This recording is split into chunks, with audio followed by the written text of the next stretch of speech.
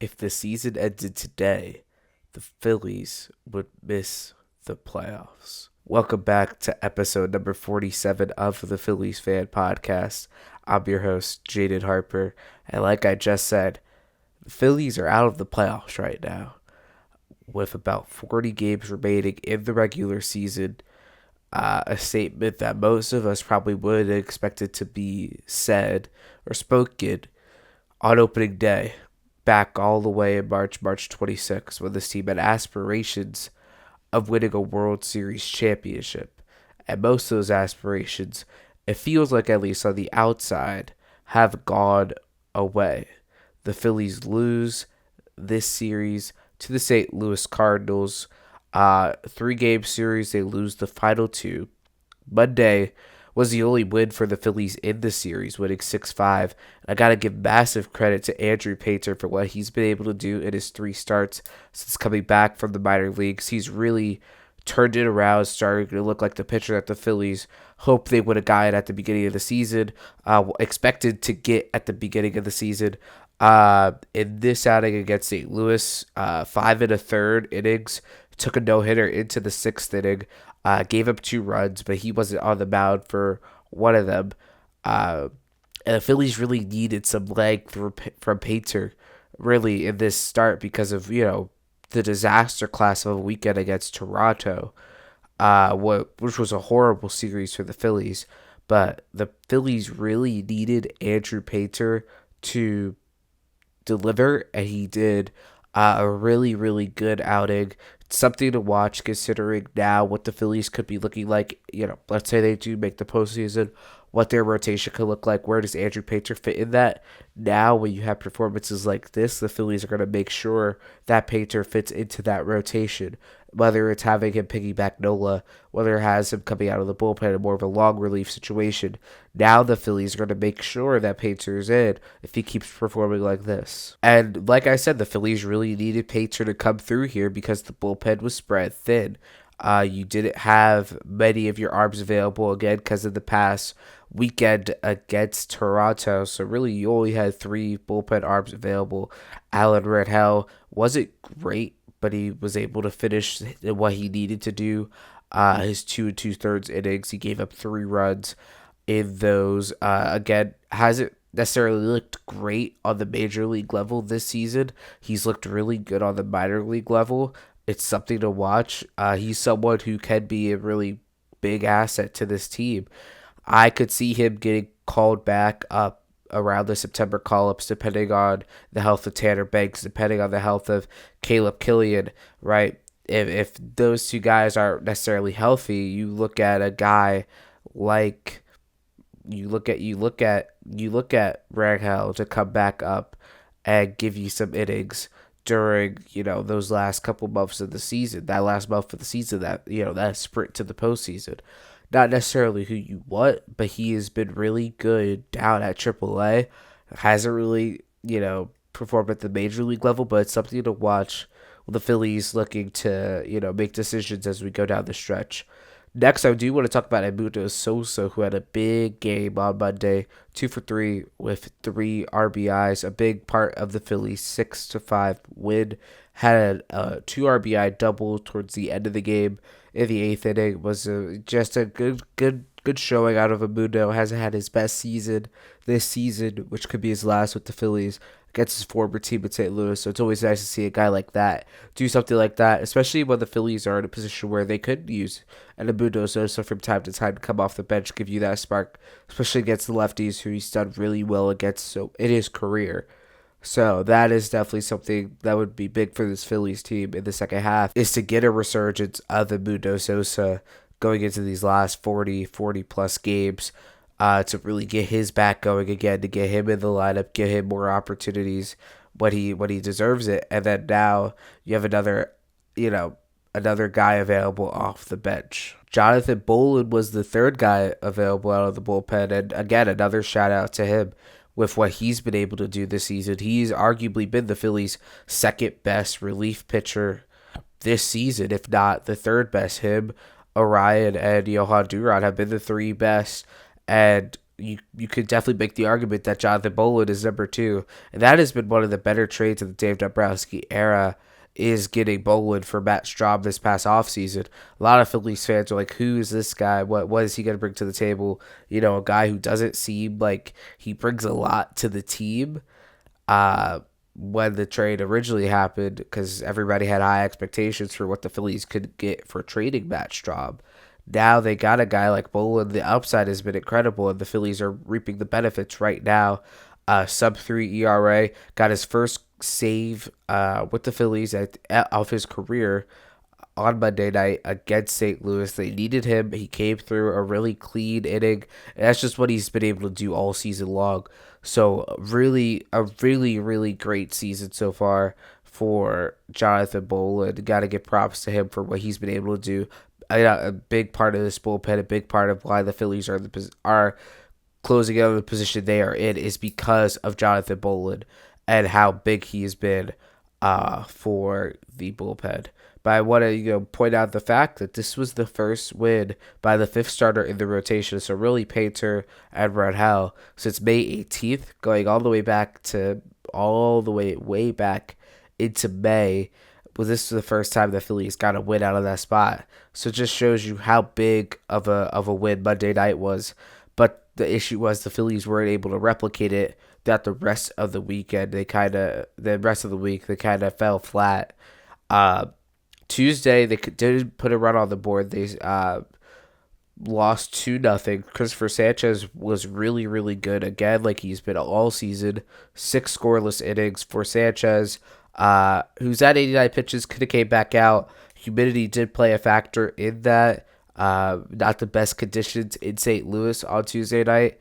But Sanchez goes 6 shutout. Another vintage Sanchez at this point. I mean, 4 hits, 7 strikeouts, no walks, no runs. So really good by Sanchez. McFarland was called up on Monday night into Tuesday morning. For Red Hell, he took the loss. He looked good though in the loss. Gave up a run in the 7th. That was really what got him. He gave up 1 hit, 1 walk, just couldn't get out of it. So he took the loss. Tim Mesa also gave up a run out of the bullpen in the 8th.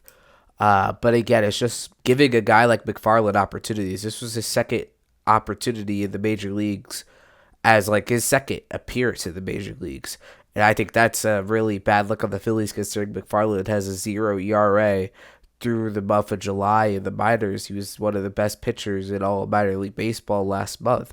And you only give him 1 appearance the only time you call him up, and now you give him a second appearance.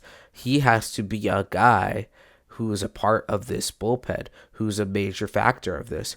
I think it was down to the fact that everybody thought the Phillies were going to use him as a trade piece going into the deadline, whatever that would look like. Phillies didn't move him. They didn't need to move him. And so now they finally called him back up to the major leagues. I would think he's going to stay there for the rest of the season. He doesn't really need to be a part of the carousel when he's been so good in the minor leagues. The work speaks for itself. One of the first batters he's faced in the major leagues was Shohei Ohtani, and he got him out, right? So you look at just everything that McFarland has done so far.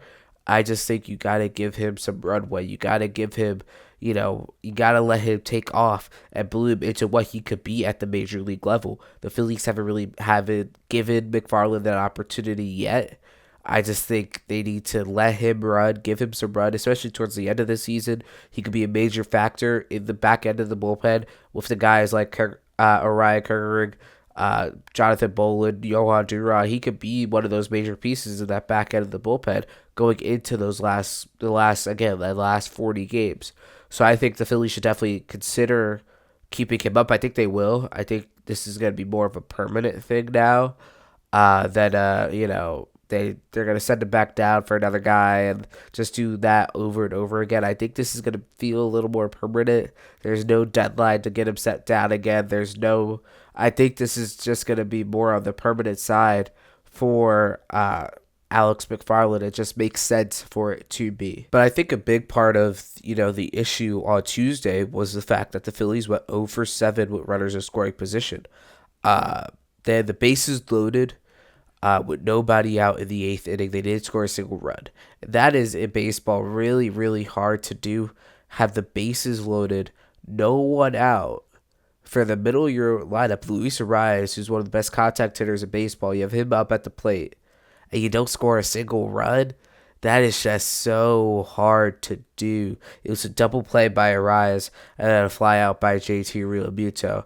I mean, if Alec Boehm was at the plate, he probably would have grounded out, earlier in the inning. But it's just it's like you gotta score there. There's no excuse not to. It was a 1-0 game at that point as well. You have to score in that situation. With the bases loaded, 0 for 7 just can't happen with runners in scoring position. And then today, in Wednesday's game, they go 1 for 8 in runners in scoring position. That's just not going to cut it. Their only hit was the only run they scored on Wednesday when they lost 7-1 to St. Louis. It was Arias who snapped his hitless streak that everybody was so worried about for one reason or another, even though he had essentially 2 games worth of at-bats on Sunday in that marathon of a game. But he snapped his hitless streak, driving at Bryce Harper on an RBI double. And that was the only hit the Phillies had with runners in scoring position on Wednesday. They go 1 for 8 with runners in scoring position. Just bad baseball. Bad hitting fundamentals by the Phillies, right? That's what it came down to at the end of the day. Wheeler just didn't have his best stuff today necessarily. He went 5. He had a rough fifth inning, gave up 4 runs in that inning. Gave up 5 runs in total. 4 of them were earned, 1 walk, 5 Ks on 6 hits. And the reason why one of them was unearned is because of an Alec Boehm error. Surprise, surprise. Another error for Boehm during this week. Again, just a messy game by the Phillies. Just not converting with runners in scoring position, which can't happen. And then you leave your starters and relievers out there to dry, having to really cover you to just keep you in games, and that just can't happen. You're not going to win baseball games like that.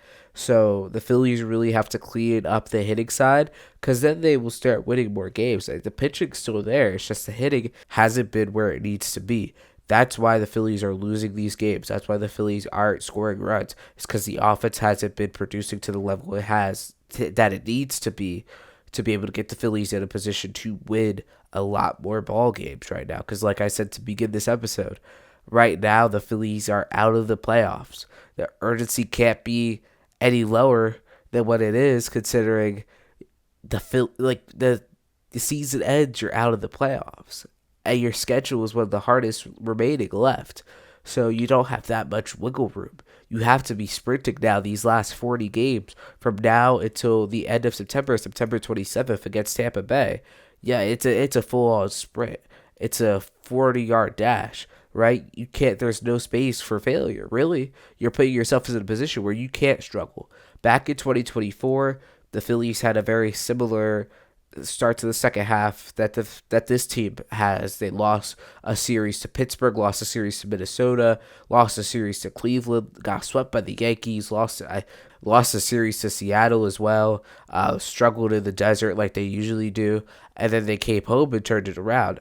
And everything seemed fine necessarily, because that 24 team that really never had that much competition when it came to the division. Obviously there was a race, but it just didn't feel it wasn't like how this year, where now to the point they built in 24, they built such a good cushion with the first half they had. I mean, we were comparing it historically. I mean, I was doing a video the first day before the first half ended, and they were up there with historic teams like 2018 Red Sox and teams like that.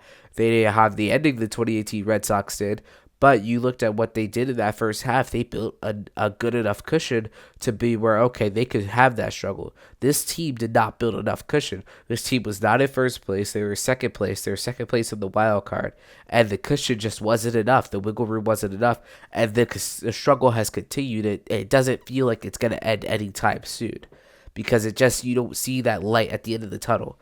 You don't see that, oh, we just got this guy at the deadline, now we could go. It just doesn't feel that way. Not saying Luis Arias isn't that. He's been a great player. But again, it just doesn't feel like, oh, now we go. It just feels like, oh, this same pattern is continuing.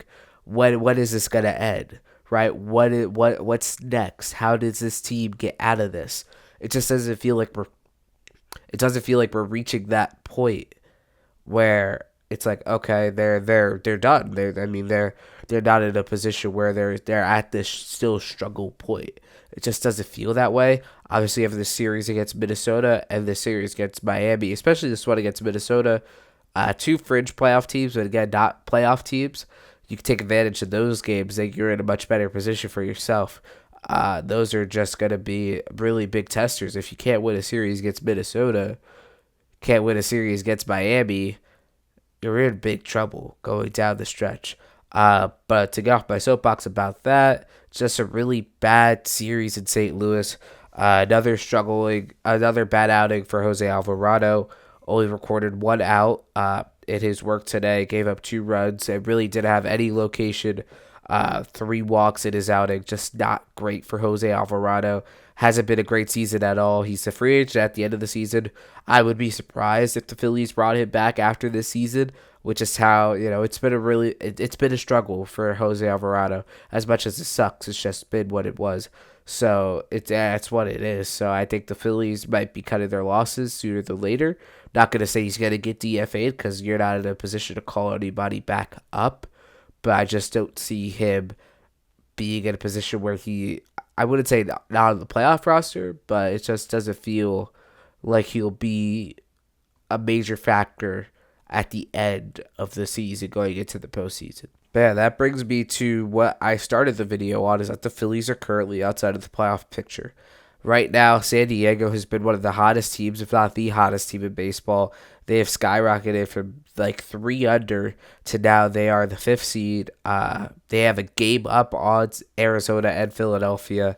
They have the tiebreaker over the Diamondbacks. They do not have the tiebreaker over the Phillies. That's the key. The Padres do not have the tiebreaker over Philadelphia. Arizona has the tiebreaker over Philadelphia. That's why they are currently 6th. The Phillies and Diamondbacks have the same record.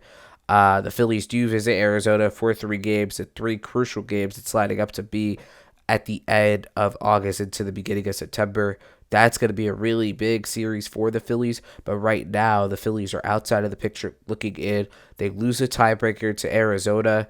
Even if they win the series, they have to do better in their division games because MLB got rid of game 163 a couple years ago. So now it comes down to if the Phillies and Arizona are tied, same head-to-head record. So let's say Phillies win that series in Arizona. So they would have 3 wins apiece. It would come down to intra-division records. Right now, Arizona would have a better intra-division record than the Phillies. Arizona is 26-16 against the National League West. The Phillies are 19-17 against the National League East. Arizona would have the advantage. Arizona would be in the postseason over the Phillies. Doesn't really make sense, but that's just how it is right now. And you're just put yourself in a bad position. You put yourself in a hole where you don't control your own destiny anymore. I know Don Mattingly pregame today in St. Louis, or yesterday in St. Louis, said that the Phillies control their own destiny. But the simple answer is, at this point, you do not control your own destiny. You need help to get into the playoffs. Yes, you have 40 games left, but again, you put yourselves in such a bad position where you need help just to get into the playoffs, which shouldn't be the case when you have a payroll as the Phillies do, right? But we're in a situation where that's just the reality we live in. Again, San Diego is the 5th seed. They now have a game up, and they just swept the best team in the National League. And it was a clean sweep. It was 3 games. They swept them right out of Petco, right? And it wasn't close. Jackson Merrill has been playing really well. Tatis has been playing really well. Picked up Austin Hayes, his second at bat with the team. He hits a home run to right field, right? So you just look at what San Diego has done. Their pitching staff looks a lot better. Casey Mize was a guy the Phillies should have probably had their hat in the race. Same with Robbie Ray. You could have gotten the price potentially for Robbie Ray. Casey Mize would have been a little crazy price-wise, but Robbie Ray, that price was definitely, you could have definitely gotten that price for Robbie Ray. What San Diego gave up for that. So you look at what the Padres did at the deadline and what the team looks like right now. It's hard to say that the Phillies are a better team than San Diego with how their stars and players have produced this season. I think it comes down to, at the end of the day, can San Diego stay hot? Or are they peaking at the wrong time?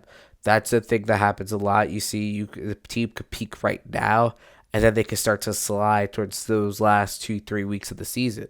San Diego and Arizona both are middle of the pack when it comes to their strength of schedule left, while the Phillies are at 6, and I think that's another really point that matters. I mean, Phillies have the sixth toughest schedule left in Major League Baseball this season, while San Diego's at 15th. San Diego keeps playing like this, they're going to be in the playoffs. They're going to be back in the National League wild card, maybe at this point, because I would be shocked if Chicago falls anywhere. So right now, it would be a rematch of last year's wild card series, even if Arizona could move up. But at the end of the day, there has been nothing that the Phillies have done over the last couple weeks to show that, yeah, this team could go on the run. Yeah, this team can even make the postseason, right? And honestly, the even scarier thing about all of this is how eerily similar it is to the late 2000s, early 2010 Phillies. 2008, they win the World Series. 2009, they lose the World Series. 2010, they lose in the National League Championship Series at home in a series they were favored in. And 2011, they lose in the National League Division Series to the World Series champions. Now you go back to this current stretch. 2022, you lose the World Series. 2023, you lose the National League Championship Series at home to a team that you were heavily favored over. 2024, you lose the National League Division Series. And then 2025, you lose the National League Division Series to the World Series champions. 2012, the Phillies missed the playoffs. If they keep following this curve, this trend, they would miss the playoffs this season. And obviously, what happened in 2012, what happened 14, 15 years ago, has no effect on the team right now. But it's just so eerily similar. And then the Phillies went on an 11-season playoff drought. After that, they didn't make the playoffs again until 2022. So it's just it's a concerning look. Obviously, that's not the history you want to follow necessarily. But what it looks like right now is that the Phillies just wouldn't be in the postseason, and that's a realistic scenario as of where it stands right now. Because you ask yourself from the outside, it just feels like this team is sluggish right now. Obviously, on the inside in the clubhouse, they're fired up, they're ready to go. But on the outside, it just doesn't seem like that is the case, right? And obviously, this is from a fan perspective, from an outsider's perspective, down in the clubhouse every day. But you just see that it just doesn't feel like they're hungry. Like, you look at that 22 team, you look at the 23 team, it feels like they're like a hungry pack of dogs, right? They were going after what they wanted. It just doesn't feel like you've had that same energy from these last couple of teams. Not saying that the Phillies can't win, because the talent is there, but the drive, I don't know if that's still there. And I think it is for some players, but that doesn't mean you're going to win. This isn't basketball where one player can lead your team to a championship. You need all 26 guys to be bought in and ready to go and ready to work and ready to win. Because if you don't have all 26, you're not going to win a World Series. It's just how it works, right? So for the Phillies, at the end of the day right now, they have to be bought in. I think some players are, but I just don't think the whole group is. I think that's going to be another big detriment to what they could do this season. I think that's one of the things where it's like, is this team as good as those teams? I don't think so. Because right now, you can look at the remaining schedule for the Phillies. They have 3 games left against Arizona, like I said, at the end of the month going into September. They have 7 games left against the Braves. They have 4 in Citizens Bank Park over Labor Day weekend, and then they go to Atlanta for 3 the weekend after. They have 4 left against the Mets, all of those in Citi Field. They have 3 left against Miami next week, who are now only a game and a half back after what they've done this week against Pittsburgh. So now you have to be concerned about them again. Now you're in a position where Miami's closing in on a potential season series victory after what they did back in Miami a couple weeks ago. And then now going into what position you've put yourself in. If Miami jumps you and you're now not even the first team out, like, you're in big trouble. You're in huge trouble. You're in a predicament where you're screwing yourself over continuously. Obviously, the hope is that it doesn't get to that point, but there is a chance that it does. Minnesota hasn't been a pushover like a lot of people, including myself, thought they were going to be this year. They're right there in the American League wildcard picture. They're right there in the American League Central race, right? And I thought Minnesota was going to be I wouldn't call them a pushover, but I didn't think they were going to be good. And right now you're in a position where they might be favored in the Field of Dreams game, which I don't think anyone would have seen coming a month ago, a month and a half ago, 2 months ago. But where we are right now, Minnesota's probably favored to win this game, right? That's just how bad right now the Phillies are in the position they're in. Um, you look at what they have again, what they have left going down the rest of it. They have two left against Washington, who isn't really a factor. And then you have three left against St. Louis. Again, another big one because now they're only 2.5 back. And that's at the end of next week in Philadelphia. It doesn't get easier from here. It only gets harder. That doesn't even include in September. You add on a series against the AL West leading Astros, a series against the NL leading and NL Central leading Milwaukee Brewers, and a series against the American League, MLB, and AL East leading Tampa Bay Rays. Considering that's who you end the season with, you end the season against Tampa Bay, you end the season against Milwaukee. Those are the last 6 games for the Phillies this season. It's just it looks rough. And that's where I kind of get concerned with this team necessarily going far, winning a lot this season, is because you look at that September schedule, it's just not good. It's a hard schedule. It's a really hard schedule. And this team over the last couple of years have just not been good in September. The Phillies don't have a history of playing good baseball in September. Last year it wasn't great down the stretch, but again, the cushion, they had the division locked up 2 weeks before the postseason, right? You look at 24, they had such a bad series in New York, a 4-game series. They only won one of those when all of those had a chance to be a division clincher, right? 22, you got very lucky, because our friends, well, not friends anymore, the Diamondbacks, were able to help you get into the postseason with, their end of season heroics when their season was already over, right? Because without that, and the Phillies kept struggling, Milwaukee could have been in that postseason picture, right? And then his whole magical run doesn't even happen. So September's have never been good for the Phillies. 2018 they collapsed, 2019 they collapsed, 2020 they collapsed, 2021 they collapsed. I think it's a concern that they collapse again, and I think it's a fair concern that the Phillies are in a position where they can collapse again this season. I mean, you look at the schedule, isn't in their favor at all. How they've been playing recently isn't in their favor at all. So there's nothing really else to be put in their favor besides the talent they have. That's really it. And the only thing you can really go off of right now is the talent that the Phillies have. They have the talent. I just don't know if they could put it together to be able to win a World Series and even make the postseason this year. I feel like I keep saying to win a World Series, but I just don't think that's even the goal anymore. I think the goal is just to survive, make the postseason. That's where you're at this point. I don't even think you're in a position where you're thinking World Series. Because right now you're not a top 6 team in the National League. And that's not just opinion. That's what the record says. You're not a top 6 team in the National League. Well, you have one of the highest payrolls in the National League. You're not a top 6 team. You're not a better team than San Diego. Again, that's what the record says. You're not a better team than Arizona. That's what the record says. You're not a better team than Chicago. That's what the record says.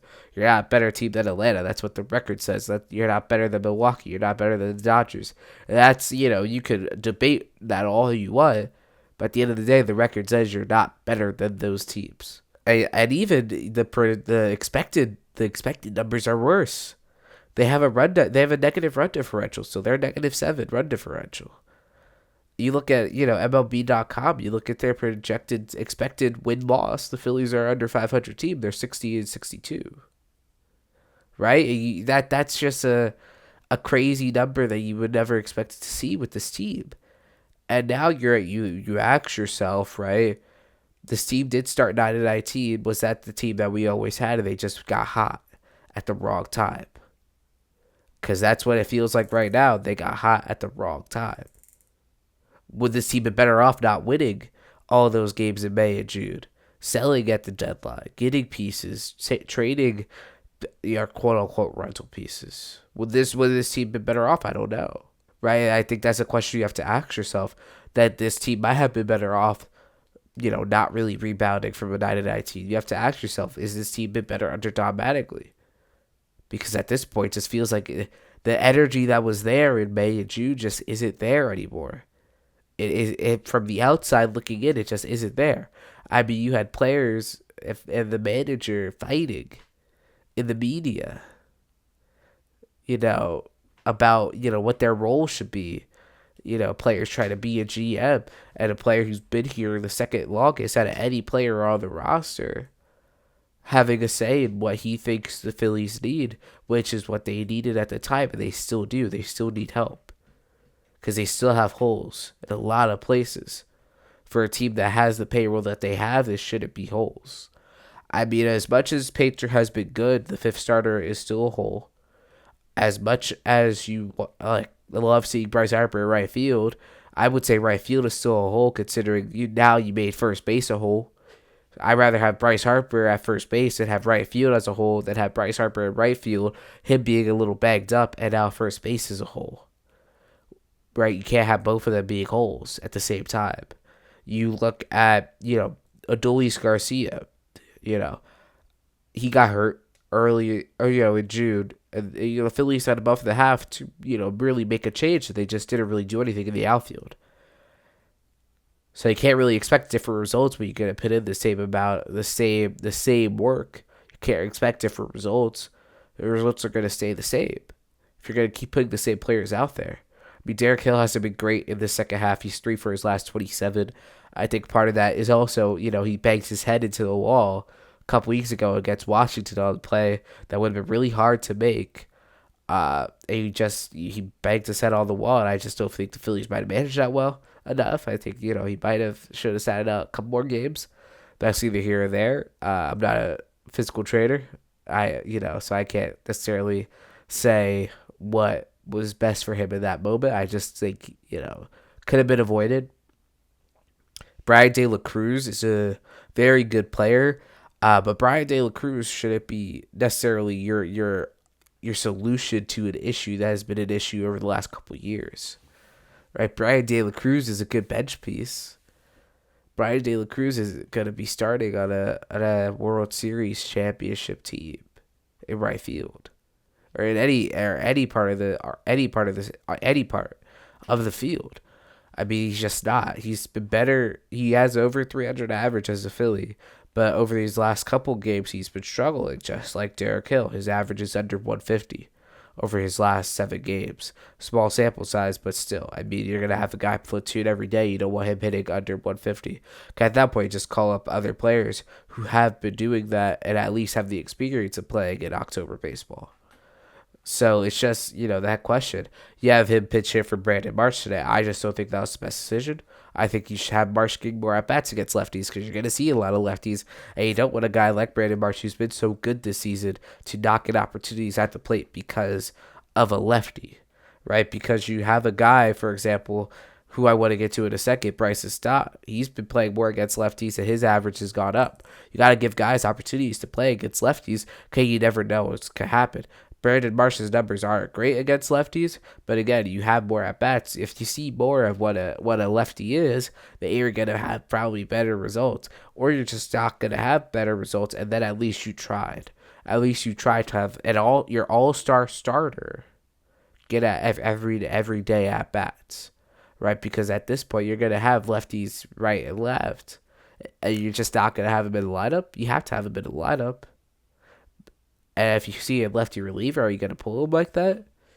See, part of that could also be that that game was kind of out of reach at that point.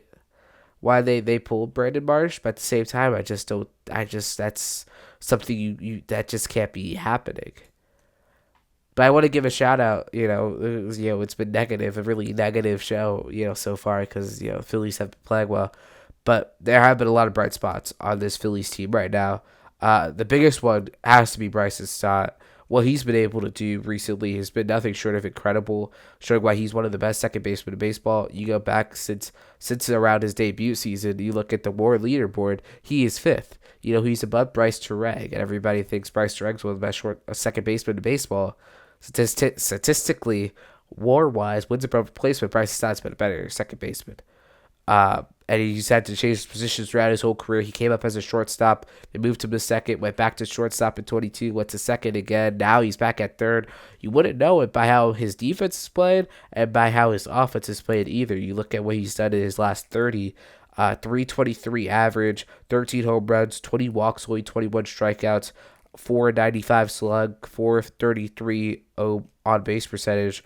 You even look at that last 15, that walk to strikeout ratio, 16 walks to 6 strikeouts.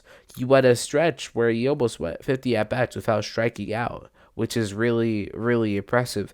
You look at what he's done just on the season in total, 340 on base percentage, which would be a new career high, 758 OPS, which would be a new career high. He's on pace to have a career high in OPS. He could be on pace to have a career high in doubles. He had 32 back in 2023. That's his highest mark right now. Will he hit that? I don't know. He's at 25 right now, so we need at least 7 doubles to tie it throughout the last 40 games. Could definitely happen, but we'll see. And then he also has 23 stolen bases on the season, which he looks like he'll definitely get to 30 by the end of the season. His career high is 32, so we'll see if he gets to that number again.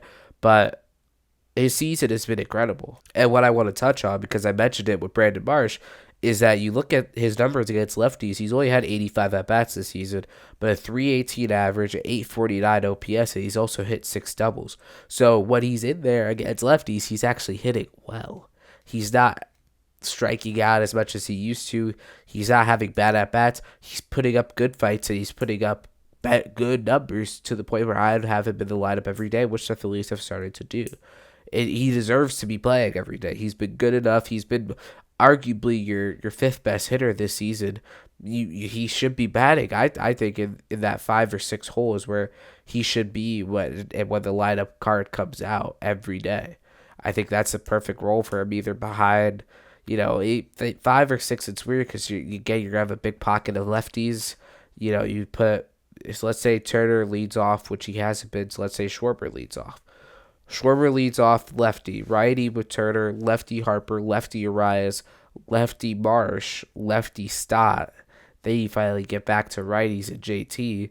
You have Boehm at first, and then you have another lefty. So you have a big pocket of lefties in there. But again, that's your best players. That's your best hitters. So you're going to have to take that bullet. You're going to have to take the lefty-lefty matchups. It's just, you got to put Bryce Stott in there every day. You got to have Brandon Marsh in there every day. You got to obviously have Harper in there, obviously have Arias in there. But a guy who definitely should be in there as well, who's really turned the corner, is Justin Crawford. I mean, I came back a couple weeks ago about, how he's been a little disappointing this season. Boy, he's been able to do it. You look at his last 15, even his last 30, but we'll look at his last 15. 326 average, 442 on base percentage, 7 RBI, 4 walks to 4 strikeouts. I mean, he ain't walking that much, but he's also not striking out that much, which is really, really good.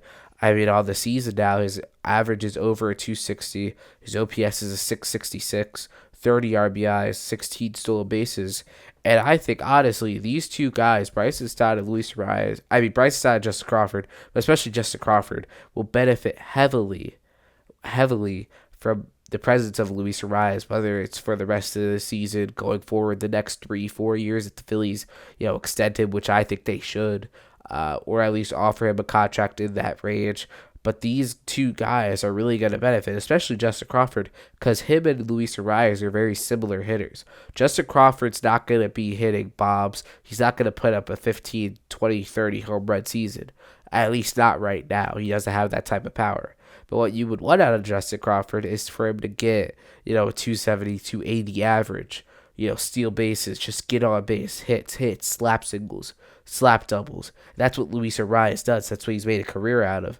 This was his longest 0 for streak. He went 0 for 16. It's his 0 for 15. It's the longest streak since when he was, since like his whole career.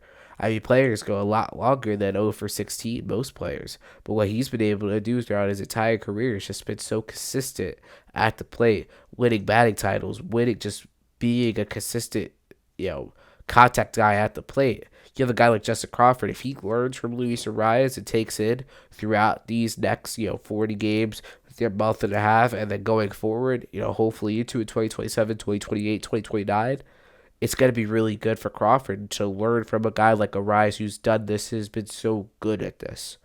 But I would say those two have been really big for the Phillies offensively recently. But a guy who hasn't been is Alec Boehm. I think you gotta address the giraffe in the room, if you want to say.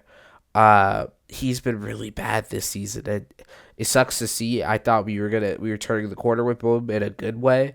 After his opening day performance, just what you see out of spring training, but just doesn't feel like the Phillies have. It doesn't feel like they have it all. I mean, you look at his numbers; they've been really bad this season. He's not producing defensively. He's hurt the team. You look back at the Toronto series, that blunder he made, picking up a ball and trying to go to second with it or third, where you had the easy out at first, led to the Phillies losing that game. Offensively too, I mean, you look at that at bat Friday night, bases loaded, with one down. Tyler Rogers can't find the zone. Just walked Luis Arias, and the first thing you're going to do is first pitch, chopper back up the middle, leads to the Phillies losing, essentially. Not being patient enough. If you have a little more patience in that, in that at bat, you never know. Because the tying run was at third, the winning run was at second, right? So just bad at bats. It's just a question of what do you do. But Alec Boehm's free agent at the end of the season. Do the Phillies bring it back? I don't know. That's a question you have to ask. If you bring back Luis Arias, then probably not. But if you don't, the third base market's really bad this season. The best one on the market's probably Bo Bichette, because you have Isaac Paredes, but that's more of an option. He's not necessarily a free agent. Even if he is a free agent, that's something you look into, but it's not something that, I don't know if you settle on something like that necessarily. Not saying Isaac Paredes isn't a good player, but at the same time, it's just like you're looking at a position where you're not going to get that much of an upgrade at third base. Anything's an upgrade right now.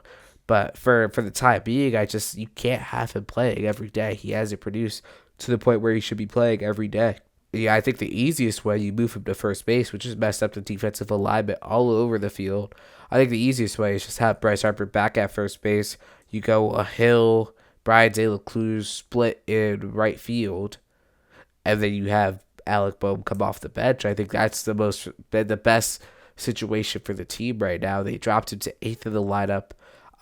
He's just the numbers just are not there this season. Can he turn it around? Yes, and that would be huge for the Phillies if you see a guy like Boehm turn it around. But just doesn't feel like he will. Just doesn't feel like it's in the cards. It sucks. I mean, he's been one of the longest tenured Phillies on the team. He made his debut actually 6 years from when this podcast from when this podcast comes out. August 13th, 2020 is when he made his major league debut. Now, August 13th, 2026, his position on the roster is in flux, I would say. And we'll see what happens. I don't think the Phillies would move on from him. I don't think there's an option to Lehigh Valley happening. He's not going to get DFA'd, anything like that. But something has to change. The numbers haven't been there. The production hasn't been there. And now it's affecting other parts of his game.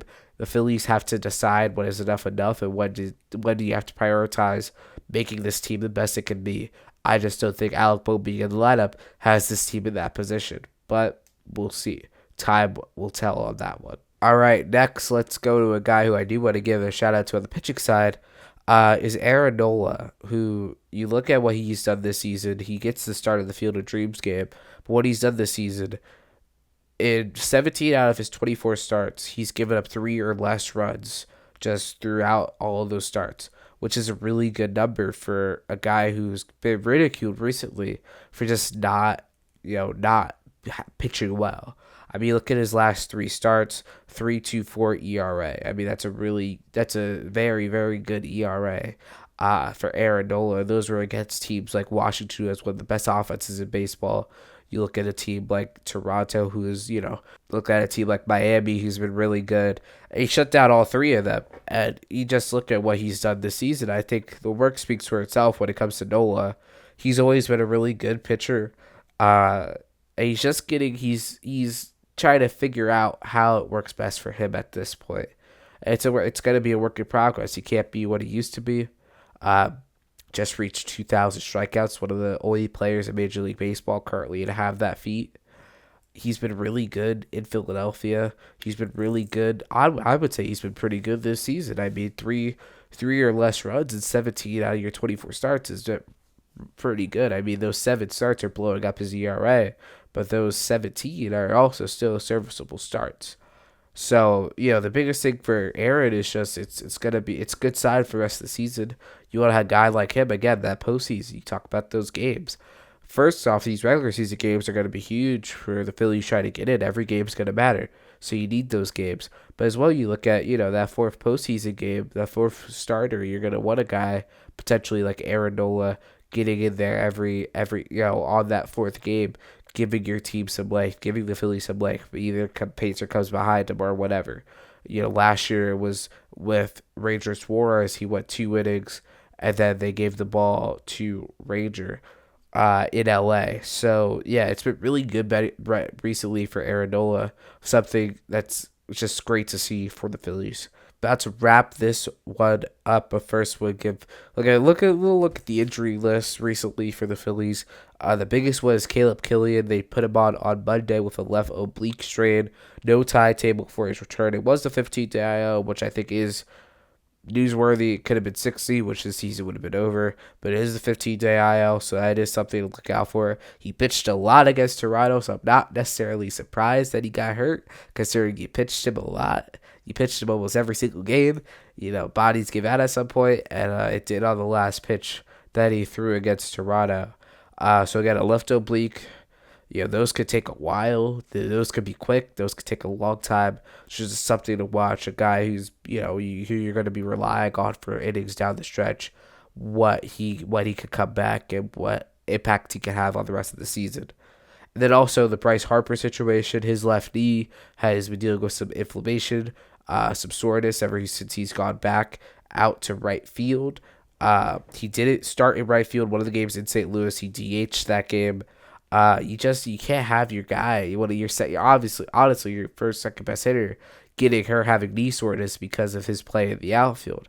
That's when it comes back to Alec Boehm. What do you do with that? You can't sacrifice so much for a guy who won't give you so much. You know what I mean? You can't sacrifice so much for a guy who can't give you so much right now. So yeah, that's something to watch with his knee. How much he's starting in right field going from now for the next couple of weeks. Is he having more DH opportunities, which means Kyle Schwarber would be playing first base, which is, something that the Phillies tried out in spring training.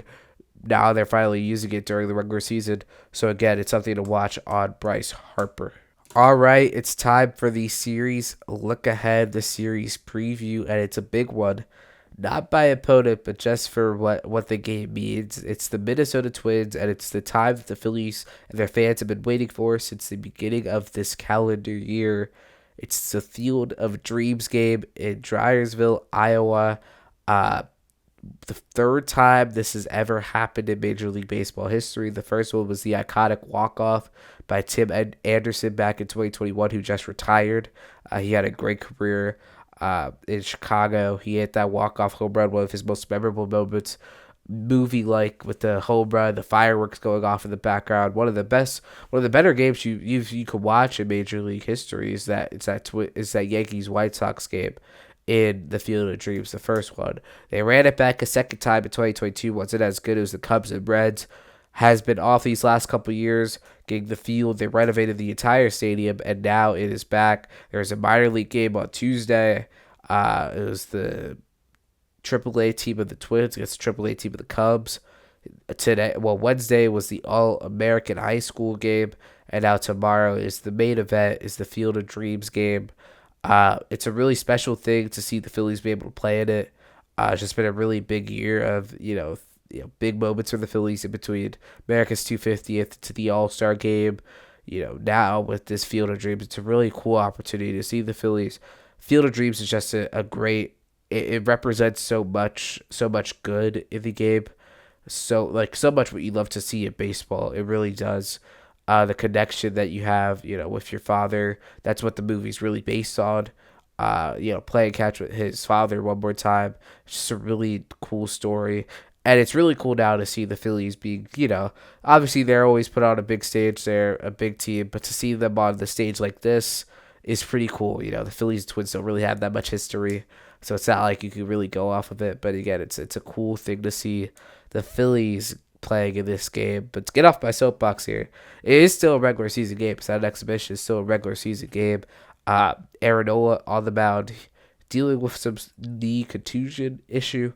Got hit by a comebacker in his last start. Left that start early, but he's expected to start in Iowa against Taj Bradley, who's had a really good season, bouncing back from his time at Tampa Bay.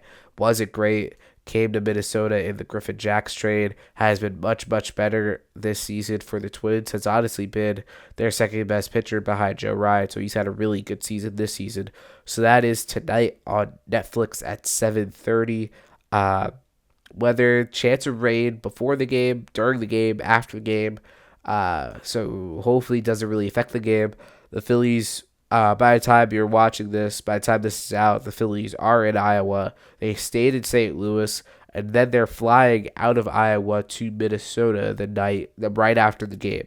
So not staying in Iowa for very long, but still really, really cool moment to just see that the Phillies are playing in this. Just really surreal, honestly, to see this. For the Phillies, very cool. But again, it's still a regular season, it's still a series. Friday is an off day. It's a nice off day. Phillies have had a couple Friday off days this season. Not normally you see that, but they've had their fair share of Friday off days this season. But it is their first off day since July 30th. They've been playing. This is their first off day since July 30th, and they need it badly. With how spent the pitching staff is, they're gonna need it, especially with this Field of Dreams game coming up. The fences are short, bombs might go flying. We'll see, but it'd be a big rest day for the Phillies in general in Minnesota. Saturday, the series resumes in Minnesota at early afternoon game. Jesus Luzardo on the mound for the Phillies. He had a great start in his last outing against the Toronto Blue Jays. Was dominant on the mound. Didn't get the win because the Phillies bullpen couldn't lock it down. But he had a really good start, so he'll get the mound in Minnesota on Saturday. That's against Connor Prelip. And then Sunday, the series finale, Andrew Painter looking to ride the hot streak off of his last start, taking on the new twin, Dean Kramer. They just got him from Baltimore. He had a really good outing against his former team this past week. But it's a big series for the Phillies. It's not a do or die series, but it's starting to feel like the urgency needs to start to ramp up. We'll see what happens. There's still a lot of time, 40 games left to go in what is this sprint to the end, this marathon of a season, this roller coaster of a season for these Phillies. Been a really up and down season, but now we have 40 games left to play, and it's going to be a really interesting last 40. For this, I will be back after the Field of Dreams game to recap the game. Just give a quick recap, not an emergency pod, but just a quick recap of it. And then I'll be back on Sunday night after the series against Minnesota. But that'll wrap up this episode of the Phillies Fan Podcast. Hope you enjoyed. I'm Jaden Harper, and I'll see you in the next one.